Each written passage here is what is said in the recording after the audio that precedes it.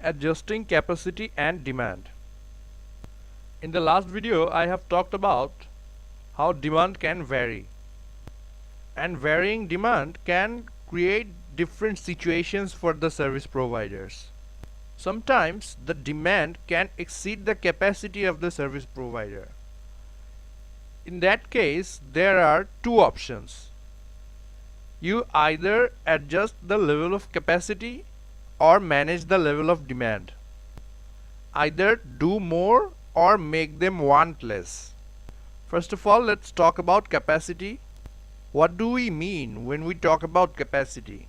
First of all, it can be physical facility that contains customer and stores or processes goods. It can also be physical equipment to process people, possessions and information. It can also be labor, both physical and mental, and it can also be both public and private infrastructure. Now let's talk about the capacity management strategies.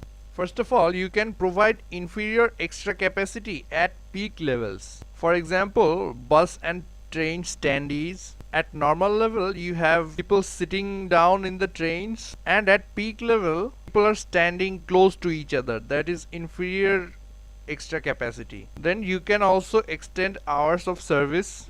Sometimes banks are kept open for like 9 or 10 p.m. Then you can schedule downtime during periods of low demand. To ensure that 100% of capacity is available during peak periods, maintenance, repair and renovations should be conducted when demand is expected to be low. Employee vacations should be also taken during such period. You can also use part-time employees. Many organizations hire extra workers during their busiest periods. Examples include postal workers and retail store associates during the Christmas season.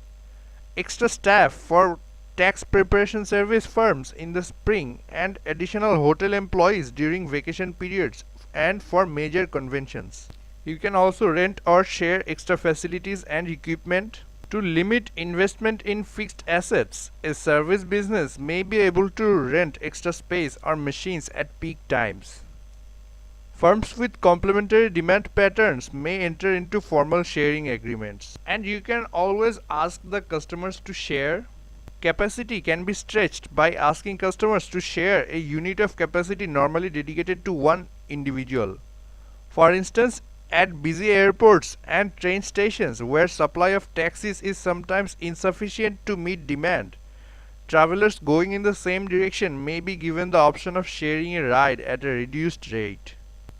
Then invite the customers to perform self-service. If the number of employees is limited, capacity can be increased by involving customers in co-production of certain tasks.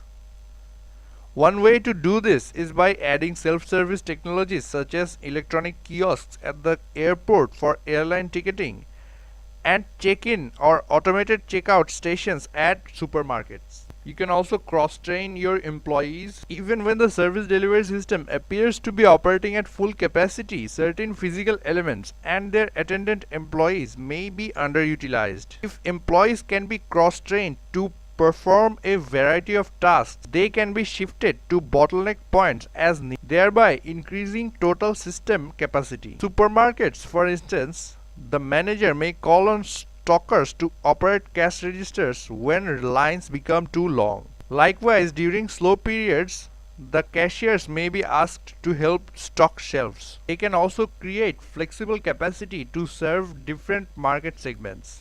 For example, tables in a restaurant. All the tables in a restaurant can be two-seater. When necessary, 2 tables can be combined to seat 4, or 3 tables can be combined to seat 6. That was it for capacity management strategies. Now we will talk about demand. I have said it before that demand varies.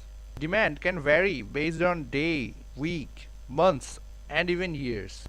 There can be various reasons behind it.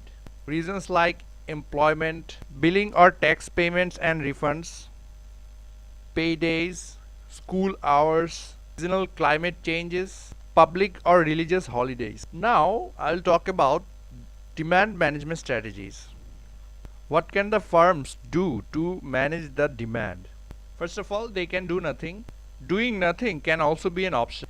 you can let the customers sort it out. Then they can reduce demand. They can reduce the demand by increasing the prices and promoting alternative times.